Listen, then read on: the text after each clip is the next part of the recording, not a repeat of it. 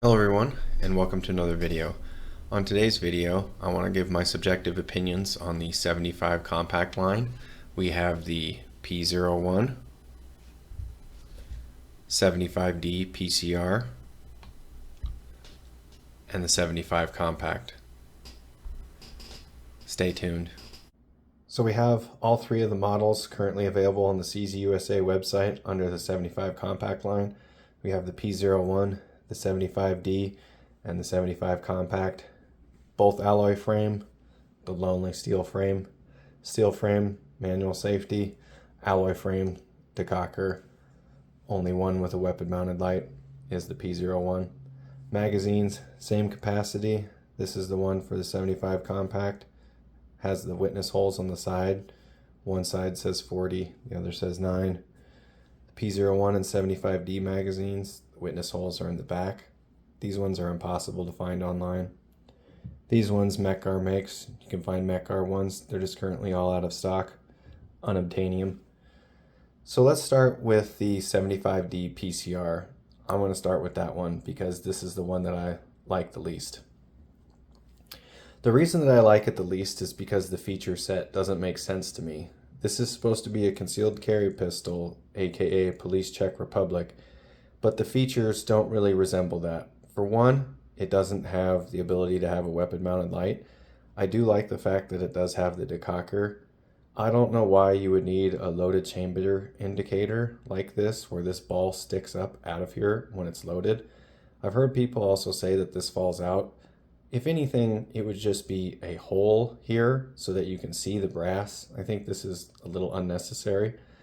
The sights, the way that they made these sights, a little bit different profile. The only problem with that is there's not a lot of aftermarket options compared to the other ones. It's way less choice. So this model, the features I just don't get. It is a nice pistol though. The grip on it, I really like the grip. It does point nice, it does shoot nice, the decocker is nice, but I also don't like the lanyard, and I don't care for this. Those are two things I would delete from this, and I would add a weapon mounted light availability with a pick rail here. It does have the extended magazine release. It does have the nice 15 round magazines with the witness holes in the back. It's the same size as the other two. It's still the double single action. It's really nice right out of the box. The double action on this one's completely factory. I haven't done anything Cajun Gunworks to this one.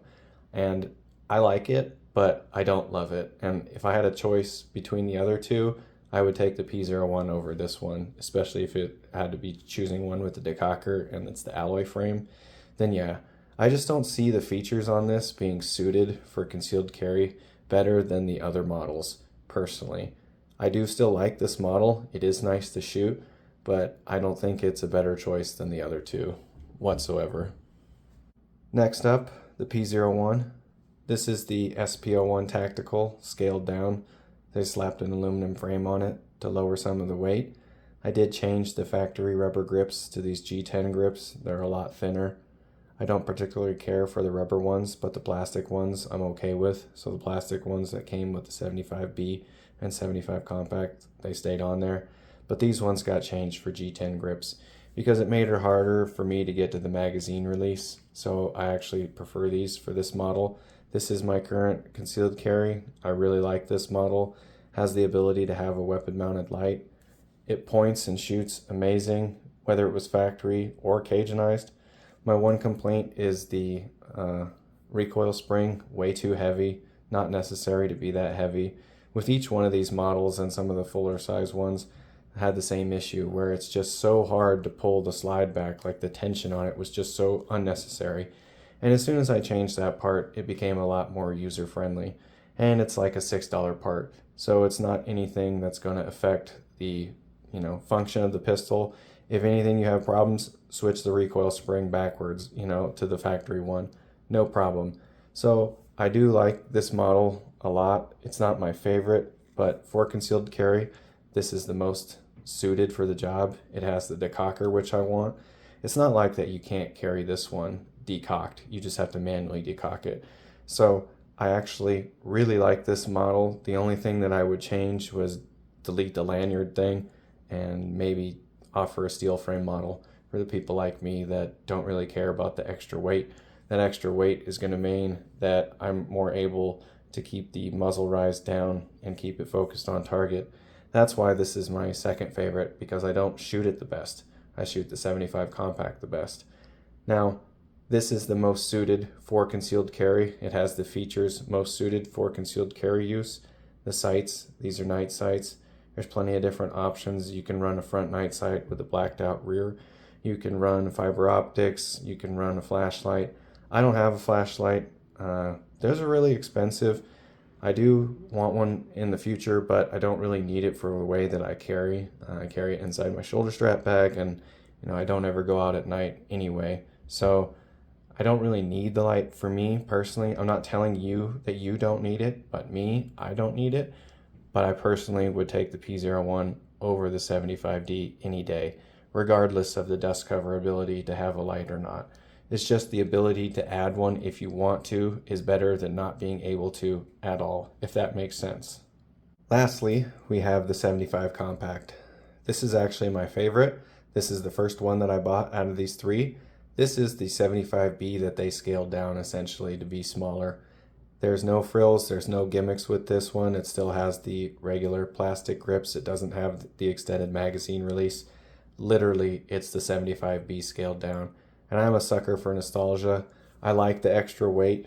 I don't mind. I carry this in my shoulder strap bag.